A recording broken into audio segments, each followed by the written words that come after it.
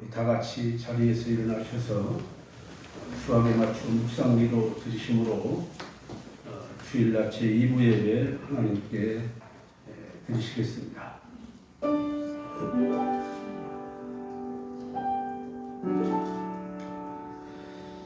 하나님이여, 주의 판단력을 왕에게 주시고 주의 공의를 왕의 아들에게 주소서.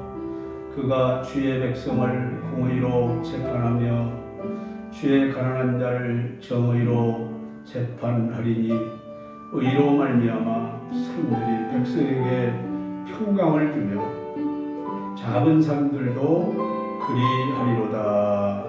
아멘. 하나님 아버지, 정말 환난과 많은 권고가 있는 현재 이 땅에 주의 은총을 베풀어 주시기를 원합니다. 하나님의 은혜가 아니면 우리 인간 스스로는 살 수 없다는 것을 알고 있습니다.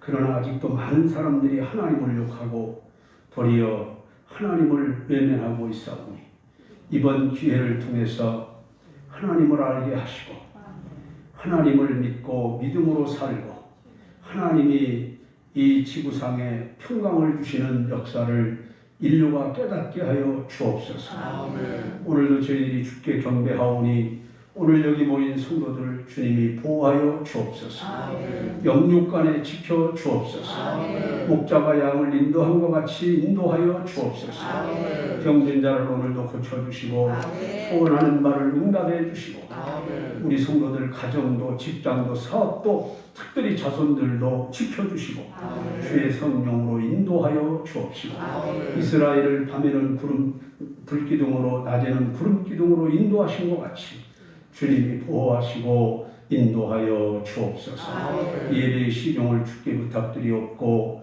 우리 구주 예수 그리스도의 이름으로 기원하옵나이다. 아멘.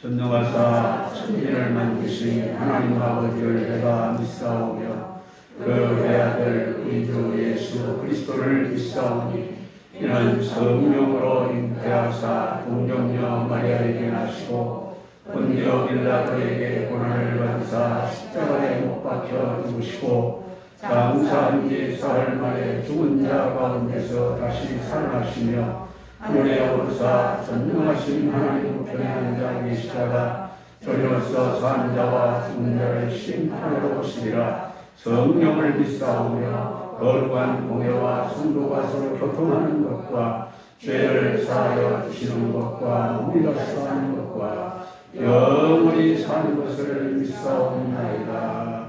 아멘. 교동문 제32번입니다. 교동문 32번입니다.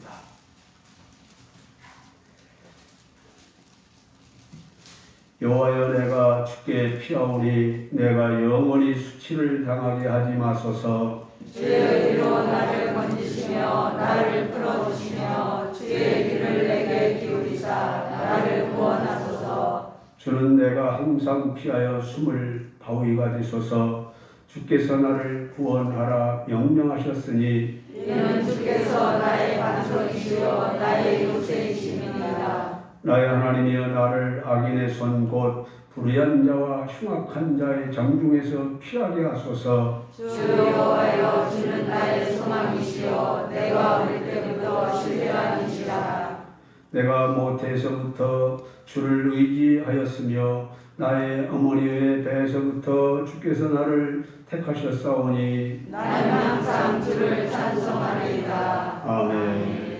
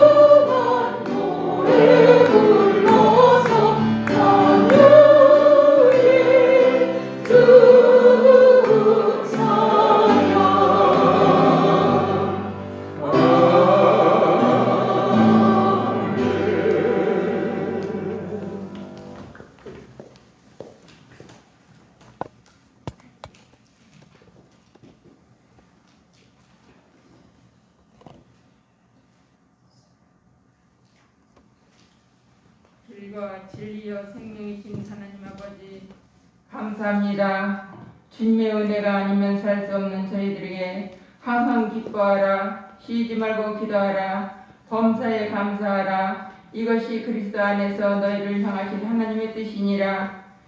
이렇게 큰 은혜를 받고도 무엇이 부족한 것처럼 만족하지 못하고 기쁨으로 살지 못한 저희들 용서하여 주시옵소서.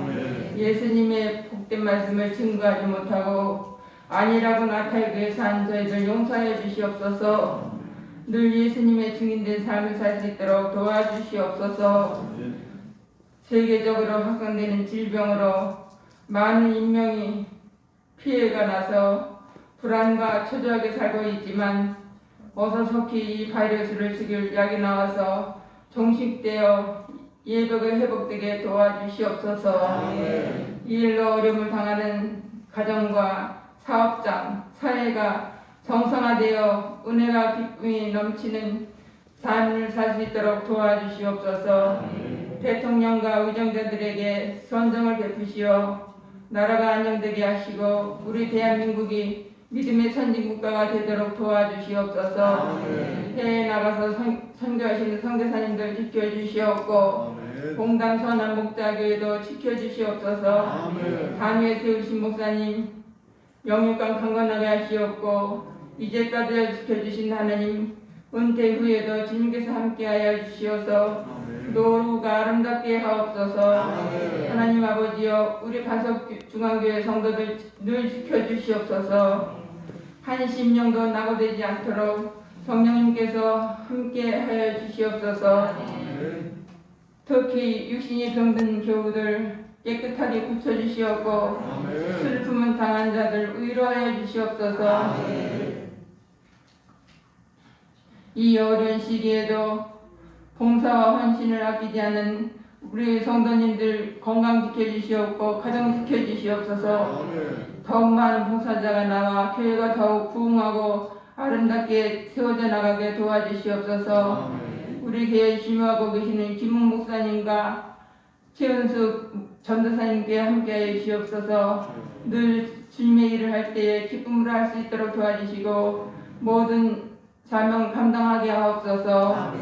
말씀을 증거하신 목사님 성령의 충만을 입혀주시어서 듣는 자들 은혜가 충만히 받고 돌아갈 수 있도록 도와주시옵소서. 이 모든 말씀 날짜에서 구원하신 예수 그리스도의 이름으로 기도드렸습니다. 아멘.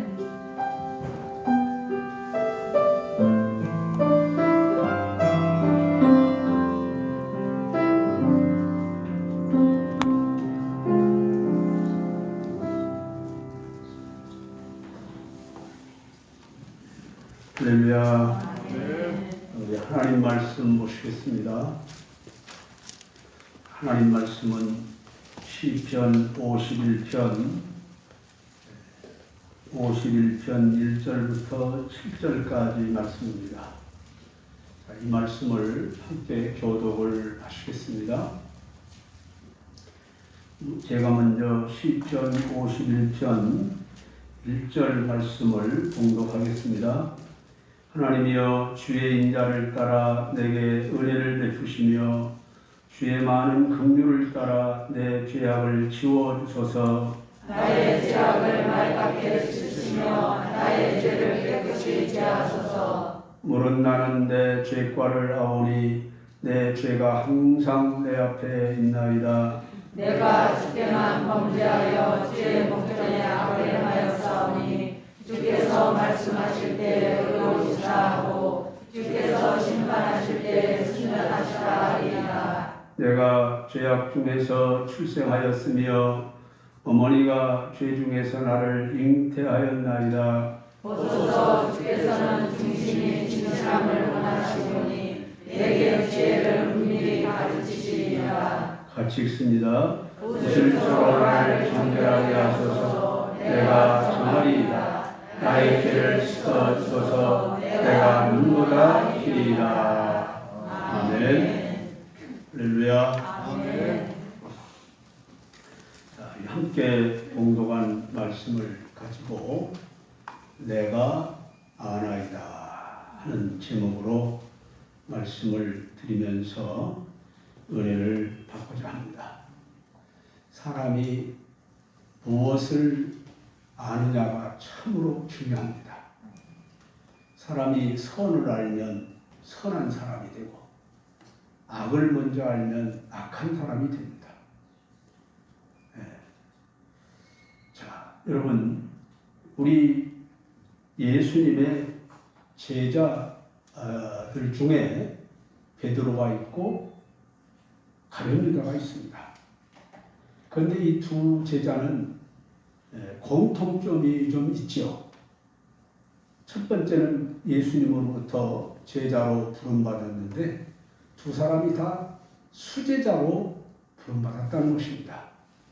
가룟 유다도 수제자라고 그러지만 이 베드로도 그렇습니다. 그런데 이 두 사람이 또 하나 공통점이 있는 것은 베드로도 주님을 부인한 일이 있고 또 가룟 유다도 예수님을 은삼십에 파는 이런 배신의 죄가 있다는 점에서 공통점이 있습니다. 그런데 이 두 사람이 그 다음에는 얼마나 큰 차이가 납니다. 베드로는 아주 훌륭한 대사도가 되었고 또 가룟 유다는 그가 그만 목매달아서 목매기 끈이 끊어져서 떨어져 가지고 창자가 흩어져서 죽는 이런 비극적인 일만으로 끝나고 말았습니다. 자, 여러분 이렇게 베드로와 가룟 유다가 다른 점에 대해서 이 두 사람의 결론이 다른 점에 대해서 우리가 통상적으로 알고 있는 것이 뭡니까? 베드로는 회개한 사람이고 가룟유다는 회개하지 않았다 하는 것입니다. 그런데 왜 베드로는 회개를 하고 가룟유다는 회개하지 못했을까 하는 것입니다. 그 원인이 뭘까? 제가 볼 때 베드로는 예수가 구세주인 것을 알았어요. 다시 말하면 오늘 제목으로 말하면 내가 주를 아나이다 이렇게 된 거예요. 그런데 가룟유다는 오늘 제목으로 말하자면 내가 주를 모르나이다 이렇게 된 거예요. 그렇기 때문에 그 두 사람이 베드로는 예수님을 구세주로 알았고 가룟유다는 몰랐다는 증거가 성경에 나타나는데요. 베드로는 처음부터 그가 예수님을 주라고 불렀어요. 처음에는 베드로도 사실상은 선생님이라고 불렀어요. 선생님, 우리가 밤이 새도록 수고하고 고기를 잡았지만 한 마리도 못 잡았으면 이럴 때 그런 랍비라고 하는 단어를 썼어요. 선생님. 그런데 고기 잡고 나서부터 그가 예수님을 알아봅니다. 알아보면서 그때부터 그는 예수님을 주라고 불러요. 주라고 하는 말이 원문에 보면 쿠리오스라고 하는 단어로 되어 있는데 쿠리오스라는 말은 나의 주님, 우리말처럼 나의 주님, 하나님, 나의 왕, 나의 임금, 나의 주인 그런 뜻이에요. 그러니까 베드로는 일생 동안 그가 예수님 일생 동안 예수님과 동행하면서 언제나 주는 그랬어요. 그래서 마태복음 16장에도 보면 주는 그리스도시요 살아계신 하나님의 아들이라 그랬거든요. 그런데 가룟유다에게서 보면은 가룟유다는 단 한 번도 예수님을 주라고 부른 일이 없어요. 언제나 랍비, 선생님이에요. 그리고 마지막 겟세마네 동산에서 예수님이 기도할 때 가룟유다가 군사들 틈에 끼어서 예수님을 붙잡으러 갔지 않습니까? 거기서도 랍비요. 거기서도 주가 아니고 선생님이에요. 끝까지. 그렇기 때문에 가룟유다를 보면은 예수님을 알지 못했다는 거예요. 예수님을 구세주로 알지 못했기 때문에 그는 끝까지 예수님께 죄를 고백하고 회개하지를 못했다는 겁니다. 그렇기 때문에 오늘날 우리가 예수를 나의 구세주로 안다고 하는 것, 내가 주를 아나이다 하는 이 고백은 참으로 중요한 것이고 큰 복이라는 것을 알 수 있어요. 자, 오늘날 많은 의학자들의 말을 들려보면 무서운 암병을 치료하는 최선의 방법은 초기에 발견하는 거야. 조기 발견. 왜냐하면 암을 치료하는 길이 없다는 겁니다. 그렇기 때문에 그래도 치료할 수 있는 방법이 유일하게 있다면 초기에 발견해서 제거하는 거라는 거죠. 초기에. 자, 여러분 마찬가지로 우리의 영혼을 파멸시키고 우리 인격과 삶을 헐떡거리게 하고 파괴하는 죄악이라고 하는 영혼의 병 역시 조기에 발견해서 치료하는 것이 최선의 방법이라는 걸 알아요. 사람이 죄 가운데 오래 있으면 있을수록 피폐해지고 인간이 망가지는 것입니다. 그러나 빨리 일찍이 죄를 탈피해버리고 벗어나서 회개하고 하나님의 뜻대로 살아간다고 하면은 그 사람의 인생길이 아름답게 될 줄로 믿습니다. 아멘. 오늘 본문 시편 51편은 이스라엘 제2대 왕 다윗의 참회와 고백의 시 가운데 하나인데요. 우리는 오늘 본문을 통해서 다윗의 3대 발견을 찾아볼 수 있게 되는데 그 첫째가 뭐냐? 죄의 발견입니다. 죄의 발견. 사람은 남들의 죄는 잘 봐요. 저놈도 이렇게 뭐 잘못했고, 저 사람도 잘못했고, 이놈도 잘못했고, 이런 판단 잘. 그런데 자기가 죄인 걸 몰라요. 자기 죄를 몰라. 그런데 오늘 본문에서 다윗은 이 7절에서 6번이나 뭐라고 말하느냐면요. 내 죄악, 나의 죄악, 나의 죄, 내 죄과 내 죄, 이런 말을 6번이나 반복하고 있는 것을 볼 수 있어요. 여러분, 이러한 고백은 곧 그 자신이 죄인이라는 고백인 것입니다. 다윗이 이렇게 자신이 죄인이라는 사실을 고백했다고 하는 것은 자신이 죄인임을 발견했다는 뜻이에요. 그래서 오늘 본문 51장 3절에서 말하기를 나는 내 죄과를 아나니 라고 말했어요. 나는 내 죄과를 아오니. 이 말을 제가 오늘 제목으로 내가 아나이다 이렇게 만들었어요. 제목을 지었어요. 여러분, 내가 내 죄과를 아오니. 자기가 죄인인 걸 알았어요. 뭐 사울이 죄인이고 요압이 죄인이고 자기 주변에 있는 누가 죄인이고 이걸 말하는 게 아니라 내가 죄인이다. 아멘. 이게 참으로 훌륭한 발견인 거예요. 사람들은 눈을 뜨고 활동하면서 남의 죄는 발견을 잘합니다. 그런데 내 죄는 발견하지 못하는 경우가 많은데 이 다윗이라고 하는 사람은 누구의 죄보다도 자기 죄를 발견하는 것을 볼 수 있어요. 그런데 여러분 51장 5절에서는 또 뭐라고 말합니까? 내가 죄악 중에서 출생하였다. 그가 태어나서 죄를 졌다라기보다는 태어날 때부터 이미 죄인이었다라고 하는 얘기죠. 여러분, 여기서 다윗이 발견한 죄는 크게 두 가지로 볼 수 있어요. 그게 뭐냐? 하나는 원죄라고 하는 겁니다. 원죄. 다윗은 5절에서 내가 죄악 중에 출생하였으며 어머니가 죄 중에서 나를 잉태하였나이다라고 했죠. 이 구절을 주경과 매체인은 뭐라고 해석을 했느냐면은 그의 어머니는, 즉 다윗의 어머니는 하나님의 은혜 아래서는 하나님의 자녀였지만 그러나 그녀는 태어날 때부터 하와의 딸이었기 때문에 죄인이었다. 이렇게 말하고 있습니다. 바울은 로마서 3장 23절에서 말하기를 모든 사람이 죄를 범하였으며 그랬어요. 모든 사람.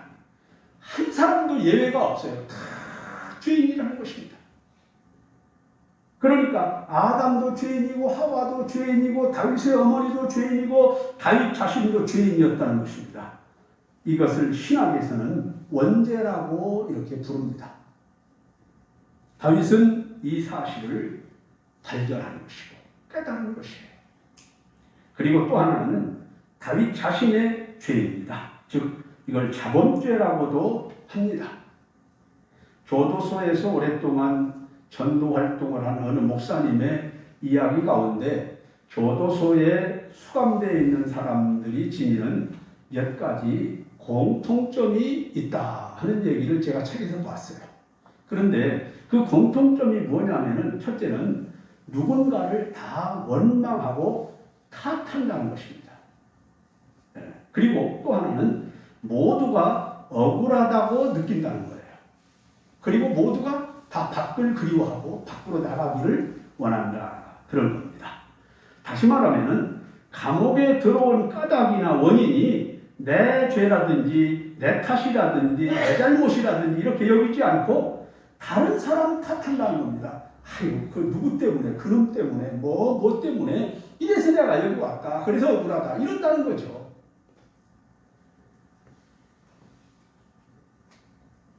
그러나 오늘 본문의 다윗은 모든 것들을 다 회의를 하고 내 어머니도 하나님 앞에서 죄인이고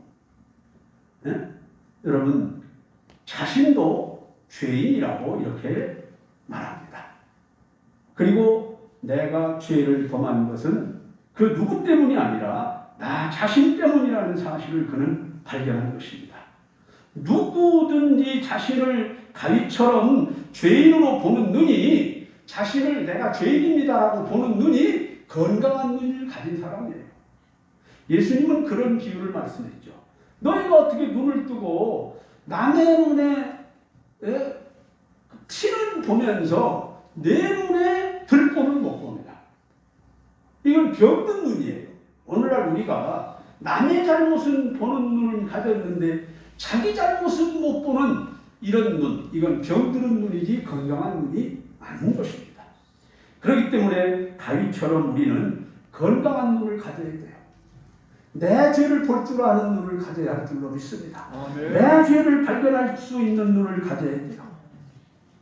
사람이 여러분 가슴을 치는 손, 내가 죄인이라고 내 가슴을 치는 손이 건강한 손이에요. 남을 손가락 찌르는 손이 건강한 손이 아니에요. 자, 내 머리를 쥐어뜯고 내 죄를 애통하게 여기는 마음을 가진 그 마음이 진정으로 건강한 마음, 참된 마음이에요. 내가 죄인인 것을 발견하는 것은 인류 최대의 무서운 적이라는 암을 발견하는 것보다 더욱 중요한 일이라는 것을 알아야 됩니다. 다윗이 나는 죄과를 아오니라고 고백할 수 있는 것은 주님의 은혜로 자신이 죄를 발견했기 때문이에요. 여러분도 여러 가지를 볼 수 있는 눈을 가졌겠지만 여러분 자신의 죄를 보는 눈을 갖게 되기를 바랍니다. 아멘. 그 다음 두 번째는 사죄 방법의 발견입니다. 사죄 방법의 발견. 자, 내 죄를 발견하는 것도 참으로 중요한 일이죠. 그렇지만 그보다 더욱더 중요한 것은 그의 죄의 해결 방법, 이것을 발견하는 것입니다. 사람의 병을 발견을 하기는 했는데 병원에 가서 진찰을 해보니까 무슨 병이 들었다 이렇게 발견을 했으나 치료 방법이 만일 없다면 그것은 참으로 안타까운 일이며 슬픈 일일 것이죠. 그러나 다윗은 본문 51장 1절에서 말합니다. 하나님이여 주의 인자를 따라 내게 은혜를 베푸시며 주의 많은 긍휼을 따라 내 죄악을 지워주소서. 뭡니까? 내 죄를 지워주소서. 무슨 얘기예요? 어느 사람에게 가서 내 죄를 좀 씻어주십시오, 지워주십시오, 이게 아니에요. 하나님. 그러니까 다윗은 뭘 발견한 겁니까? 하나님만이 내 죄를 지울 수 있는 분이다, 이걸 발견한 거예요. 아멘. 하나님만이 내 죄를 없이 할 수 있다. 그래서 뭐라고 말합니까? 내가 주께만 범죄하였사오니.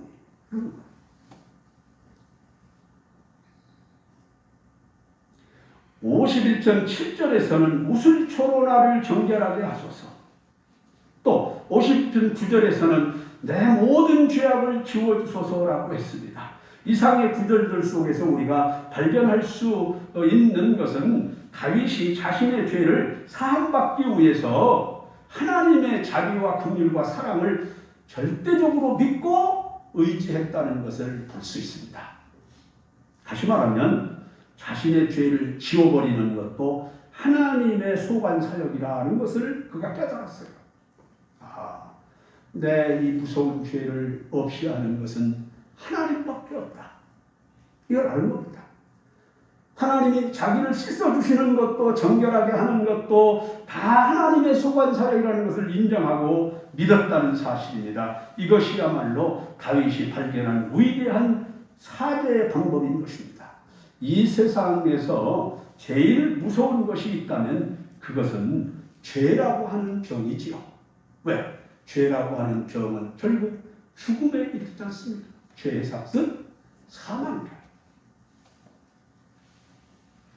이 세상에서 제일 전염성이 강한 병균이 옛날에는 패스트나 에이즈, 오늘에는 코로나19예요.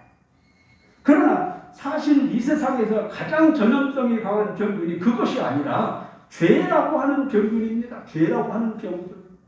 죄라고 하는 바이러스가 가장 강한 전염성을 가지고 있는 거예요. 강한 전염성. 이 죄라고 하는 것은 가만히 있지 않습니다.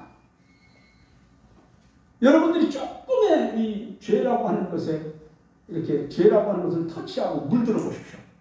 그림이 그냥 여러분들을 점령해 버리려고 가진 노력을 하고 계계를 부리고 애를 쓰고, 그래서 결국은 죄 속에 휘말리게 만들어 버리는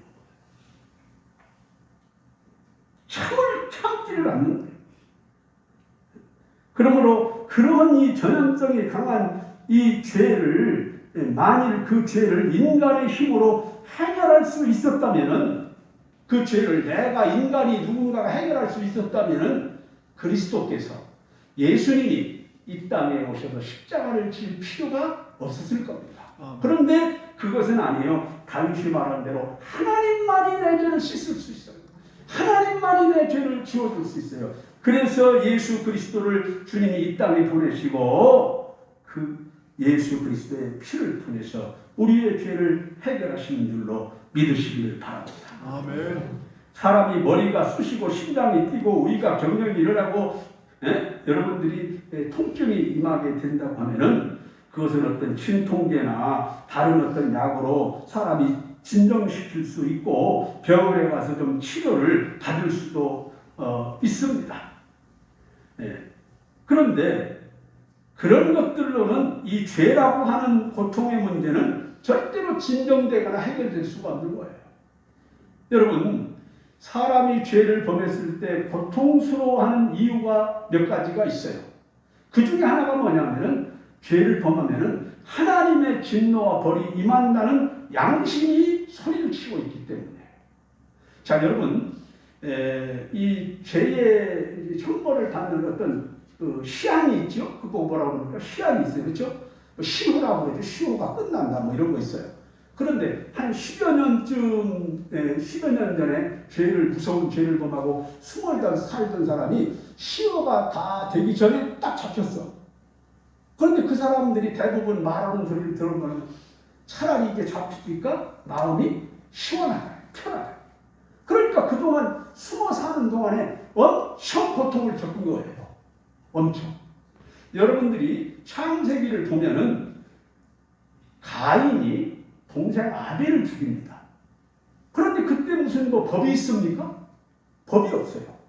그러니까 하나님이 직접 나서서 너 왜 동생을 죽였느냐 이런 거 아닙니까? 그런데 그가 고통스러워하죠. 하나님, 내 죄의 벌이 뭐 77배 뭐 이런 얘기를 하죠. 그러면서 누가 어디를 가든지 나를 죽일 것이다. 학자들에 의하면은 어디 가서 사람이 많이 있어서 그런 게 아니라 그 양심이 그렇게 소리쳤다는 거예요. 그렇기 때문에 그가 얼마나 고통스러워하는 것을 볼 수 있어요. 바로 그겁니다.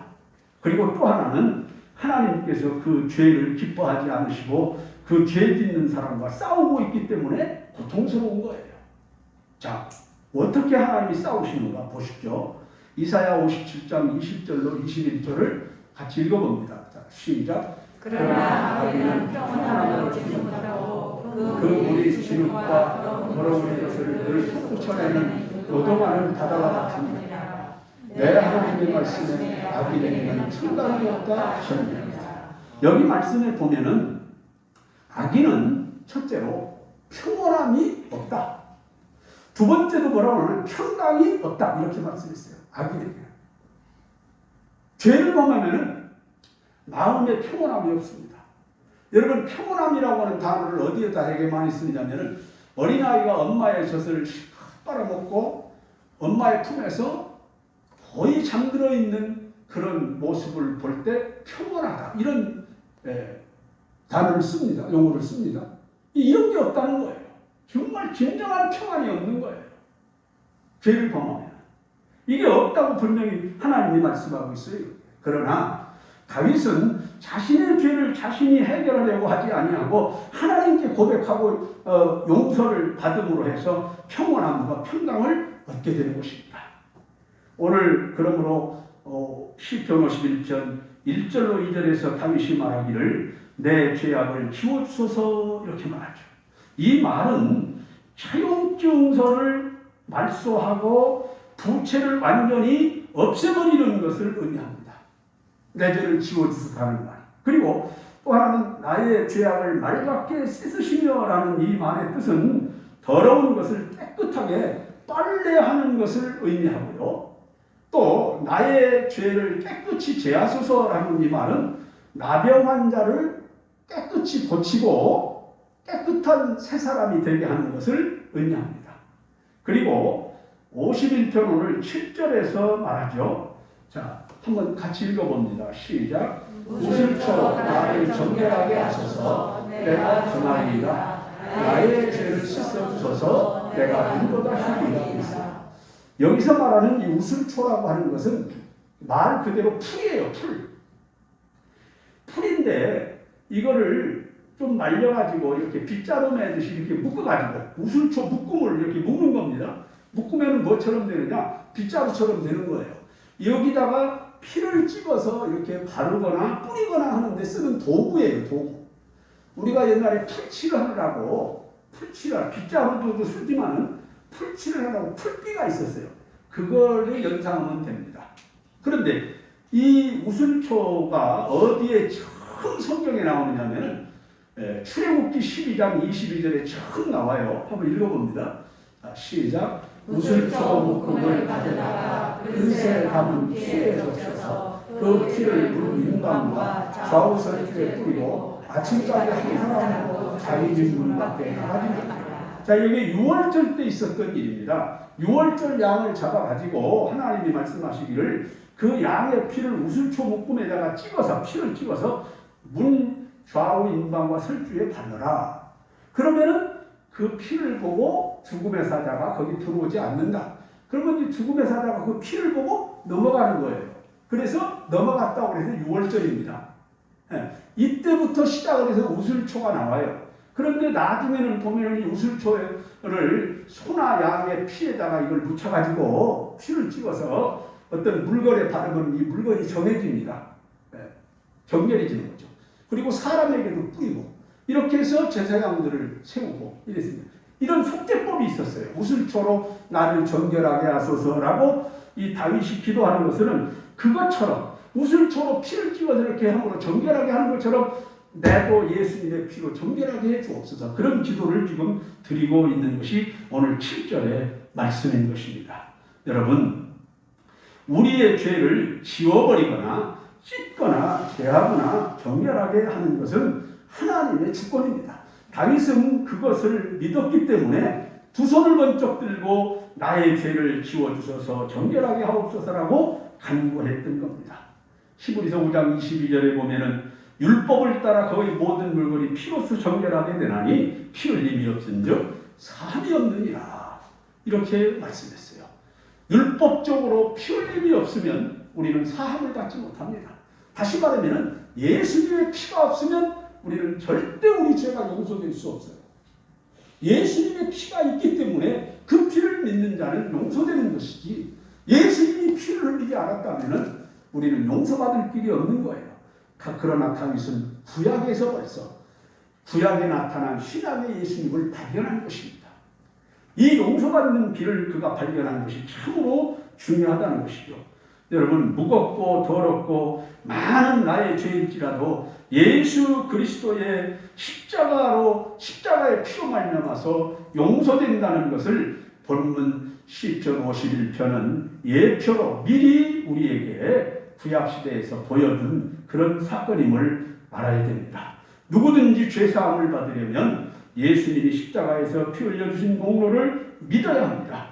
오늘날도 예수님께서 십자가에서 피 흘리신 그 피로 나의 죄를 씻어 용서받을 수 있다는 것을 발견하고 그것을 믿는 여러분은 오늘 나와 여러분 예수 그리스도를 믿는 여러분이 복이 있는 것을 믿으시기를 바랍니다. 그 다음 세 번째는 하나님 은혜의 발견입니다. 하나님 은혜의 발견. 자, 시편 51편 17절을 같이 보겠습니다. 시작. 하나님께서 구하시는 대상은 상한 신령이라 하나님이여 사도 통해하는 마음을 주께서 결시하지 아니하시리라. 자, 이게 다윗의 기도인데요. 다윗은 세 번째로 발견한 것이 뭐냐? 하나님의 은혜를 발견했어요. 하나님은 내가 죄를 고백하고 나아갈 때에 하나님이 나를 받아주시고 나를 당신의 자녀 삼아주시고 하나님 나라 백성 삼아주신다는 겁니다. 우리가 예수 그리스도를 구주로 영접하면 뭐라고 말합니까? 영접하는 자 곧 그 이름을 믿는 자들에게는 하나님의 자녀가 되는 권세를 주셨느니라. 아멘. 할렐루야. 여러분 바로 그거예요. 다윗이 그걸 발견한 거예요. 그래서 여기 하나님께서 구하시는 제사는 상한 심령이라는 말은 회개하는 심령을 말하는 거예요. 주님, 내가 잘못했습니다. 내가 죄인입니다. 이런 심령을 말하는 거예요. 이런 상한 심령 통해하는 마음을 주님께서 멸시하지 않고 뭐 한다는 겁니다? 받아주신다는 겁니다. 뭘로 받은 겁니까? 하나님의 아들, 딸로 하나님 나라 백성으로 받아주시는 거예요. 그렇기 때문에 이 땅에서 우리가 오래 살고 일찍 죽고 이게 중요한 것이 아니에요. 사람은 머지않아 다 죽어갑니다. 중요한 것은 하나님의 백성으로 살다가 하나님 나라에 가느냐 못 가느냐, 이게 중요한 이슈예요. 이걸 우리가 깨달아야 돼요. 제가 예언하건대 여기 100년만 있으면 여기 한 사람도 없고 여기 있는 사람이 다 죽고 100년까지 갈 것도 없잖아요. 그죠? 여기 얼굴 쳐다보니까 뭐 한 50년만 있으면 다 할 사람들이에요. 우리 다 세상 떠나요. 중요한 것은 하나님 나라에 가서 하나님의 백성으로 하나님의 자녀로 살 수 있는 길이 있느냐는 것. 사랑하는 여러분, 이것이 은혜의 발견이에요. 하나님은 우리가 회개할 때 받아주는 것이 은혜예요. 하나님의 자녀로 받아주시고 하나님 나라 백성으로 받아주시고, 이게 은혜라는 겁니다. 이걸 발견한 거예요. 하나님은 회개할 때 멸시하지 않고 받아주신다는 겁니다. 하나님이 우리를 뭐 하려고 받아요? 뭐 하려고? 응? 뭐 하려고? 제가 이렇게 우리 수양관을 조성하고 거기서 좀 이렇게 봉사하고 일을 하다 보니까 사람들이 자꾸 뭘 가져오는데 자기네는 별 쓸모없는 걸 자꾸 갖다가 여기 쓰보라고 주는 거예요. 이걸 나중에 그냥 그러죠 뭐 이런 거 나중에 허용하고 보니까 이게 쓰레기 치느라고 이제 나중에 큰 골치더라고요. 여러분, 하나님이 우리 쓰레기 같은 인간을 뭘 하고 받겠습니까? 쓸모없으면. 아닙니다. 우리는 하나님께 드려졌을 때, 하나님이 우리를 받으실 때 우리는 천국 백성으로 하나님의 자녀로 요긴하게 쓰여지는 거예요. 하늘의 천군 천사가 부러워할 만한 백성들인 겁니다. 하나님의 자녀들인 겁니다. 이게 하나님의 은혜예요. 이것을 다윗이 발견한 거예요. 그래서 오늘 시편 51편 18절에서는 주의 은택으로라고 말을 합니다. 주의 은택으로. 여러분들이 하나님의 자녀된 것은 주님의 은택이에요. 할렐루야. 은혜로 택해 주신 거예요. 성경은 하나님이 예수 그리스도를 통하여 나의 죄를 사하시는 이것을 역사를 은혜라고 설명하고 있어요. 은혜라고. 우리가 그 은혜를 받으려면은 교만하고 건방진 내 자아가 죽고 오만한 내 허리와 머리가 수그러지고 그리고 하나님의 은혜를 갈구할 때 그것을 받게 되는 줄로 믿습니다. 다윗은 누구든지 회개하고 하나님께 나아가는 자는 하나님께서 은혜 주심을 발견한 사실이에요. 우리 인류의 무서운 죄는 하나님의 은혜와 사랑으로 주어진 예수 그리스도께서 십자가에서 흘려주신 피의 공로를 믿음으로만 사함받게 되는 것을 믿으시기 바랍니다. 제가 가끔 이렇게 새벽 기도를 매일 마치고 이렇게 올라와서 보면은 날이 번하게 밝았죠. 그런데 저뿐만 아니라 여러분도 보신 분들이 많이 있겠지만 이 교회 주변에서도 가끔씩 보면은 그 미화원 되시는 이 분들이 그릇을 들고 찌개를 잡고 제멋대로 흩어진 그런 이 쓰레기들을 주워 담는 그런 모습을 보고 그 길거리를 깨끗하게 합니다. 자, 그런데 이렇게 길거리나 공원에 버려진 휴지라면 죄의 문제가 그걸 줍고 청소하면 되겠지요. 그렇지만 그러나 죄는 주워 담는다고 해서 없어지는 게 아니에요. 죄는 주님께 내어놓고 다윗처럼 기도할 때 하나님의 은혜로 용서받고 우리가 하나님의 자녀가 되는 줄로 믿으시기를 바랍니다. 내 죄를 주님의 보혈로 씻어주소서라고 기도할 때 용서받는데요. 그 용서받음이 하나님의 은혜다. 용서받음이 하나님의 은혜다. 이것을 잊지 마시기 바랍니다. 왜냐? 용서받는 순간 하나님의 자녀가 되고 하나님의 백성이 되는 것입니다. 할렐루야. 다윗은 이것을 발견한 것이에요. 다윗에게 죄사함 받은 은혜의 감격이 있었던 것처럼 우리도 죄사함에 대한 은총의 감격으로 인생을 살아가게 되기를 바랍니다. 나와 여러분도 주의 은혜로 다윗처럼 나의 죄과를 발견하고 내 죄 사함의 방법을 발견하고 하나님의 은혜를 늘 발견함으로 정결하게 되어서 영원히 주 하나님을 찬양하며 사는 역사가 있게 되기를 주님의 이름으로 축원합니다. 아멘. 기도하겠습니다. 사랑의 하나님 아버지, 오늘도 우리가 다윗의 자신의 죄를 발견하고 그 죄의 용서함을 받을 수 있는 길을 발견하고 하나님의 은혜를 발견함으로 그가 하나님의 은혜 가운데 거하여 살았던 역사를 상고하였습니다. 앞으로 이 말씀을 들은 우리 온 성도들이 다윗처럼 하나님 앞에서 귀한 것들을 발견하고 하나님의 자녀로서 하나님의 백성으로서 살아가는데 부족함이 없도록 복을 내려 주옵소서. 예수님의 이름으로 기도드리옵나이다. 아멘. 찬양 부르면서 예물 드리겠습니다.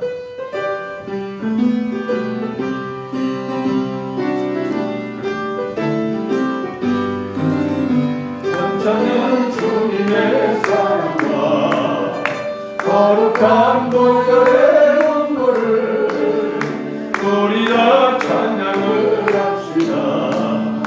주님을 만나볼 때까지 예수는 우리를 내 곁에 하시는 주시니 그의 피 우리를 보다 너희를 하셨네. 우리를 깨끗게 함께 구원한 생명의 월세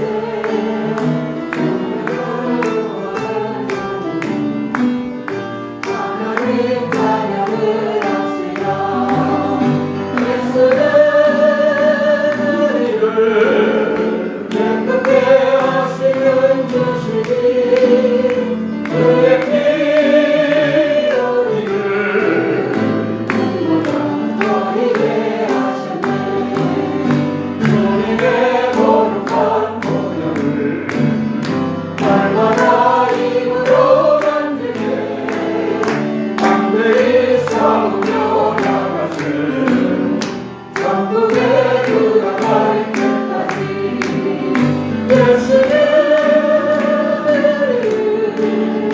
깨끗게 하시는 주시니 그의 피 우리를 보다 너희에게 하셨네.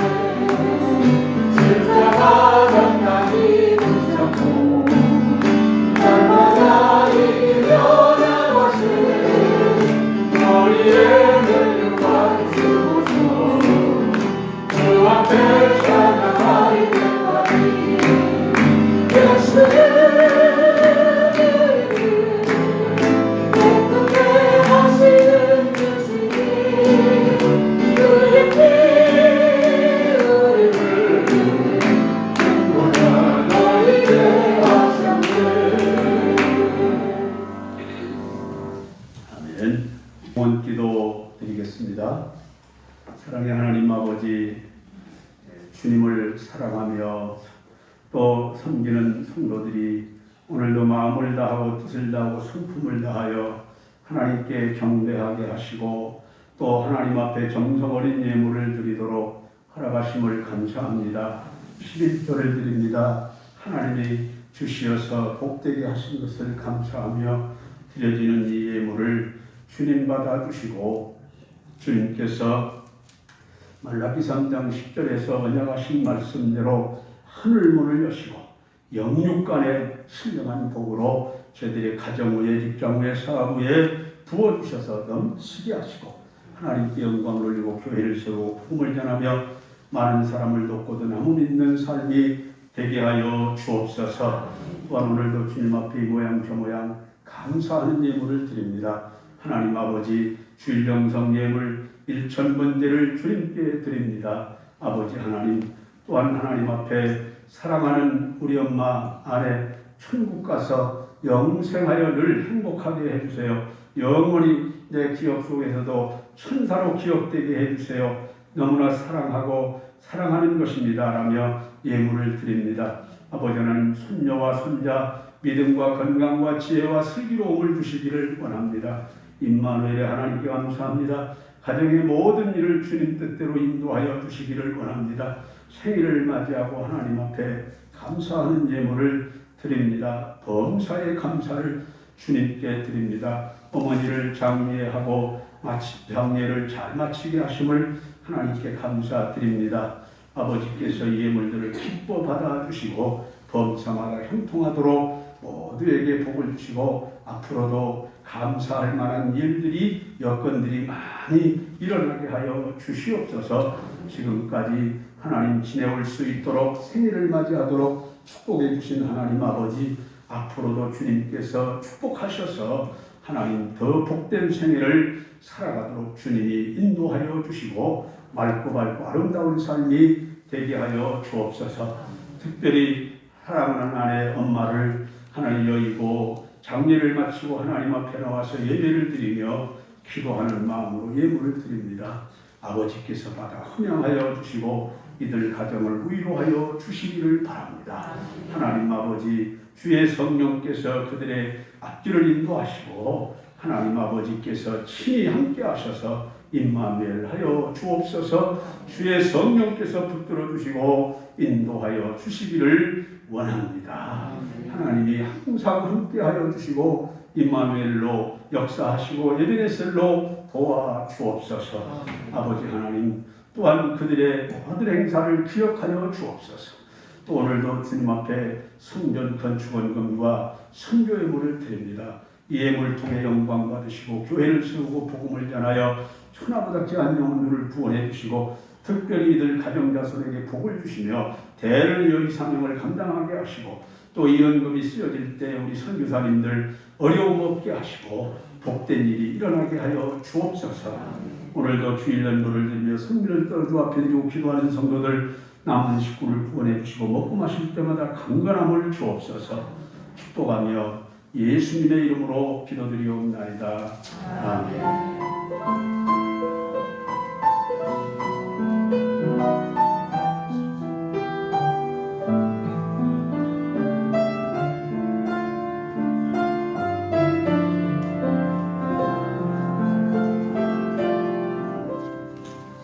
할렐루야. 교회 소식드립니다. 아까 예배 전에도 말씀드렸습니다마는 우리 성도님들은 방역수칙을 잘 철저하게 지키셔야 됩니다.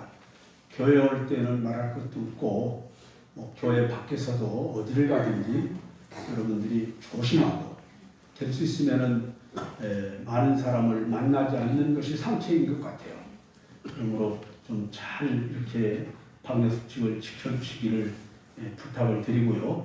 또 10월 18일 임시 당에는 운영위원들의 확실한 절정 보고가 있었으므로 생략합니다. 그리고 우리 한동래 집사님께서 소천하셔서 지난 10월 5일 천국 환송예배로 장례를 마쳤습니다. 그리고 우리 안주창 집사님 모친께서 별세하셔서 지난 10월 8일 문상을 다녀왔습니다. 이 두 가정을 위해서 여러분들이 기도해 주시고 또 위로해 주시고 믿음으로 승리하는 그런 삶이 되도록 위해서 꼭 기도해 주시기를 부탁을 드립니다. 자, 그리고 우리 김웅 목사님께서 목사 안수를 받은 거 다 아시는데 목사 안수 기념으로 떡을 만들었답니다. 그래서 떡을 이렇게 조그마하게 하나씩 만들어서 이렇게 같이 먹을 수는 없으니까 싸가지고 이렇게 갈 수 있도록 했어요. 그래서 하나씩 나가실 때 받아서 가지고 가셔서 드시고 기도해 주시면 고맙겠습니다. 다 같이 자리에서 일어나셔서 찬송 1절과 마지막 절 부릅니다.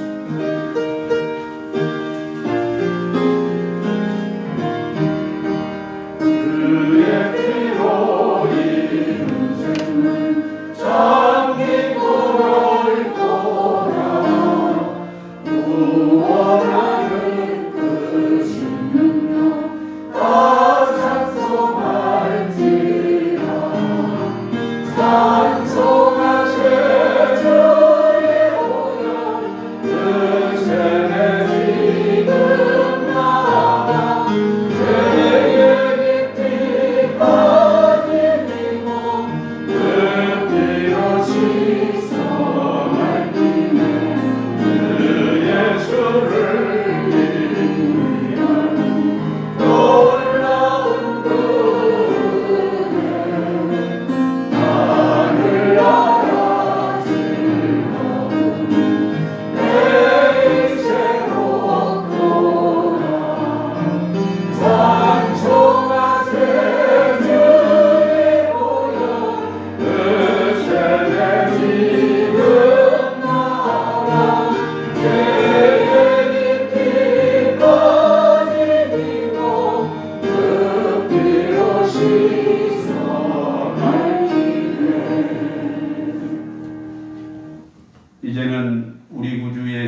그리스도의 은혜와 하나님 우리 아버지의 무한하신 사랑과 성령님의 감화 감동 위로교통 축복하시니 오늘도 말씀 듣고 하나님이 기뻐하시는 뜻을 발견하며 살기를 소원하는 온 성도들 위해 영원토록 함께 있을지어다. 아멘.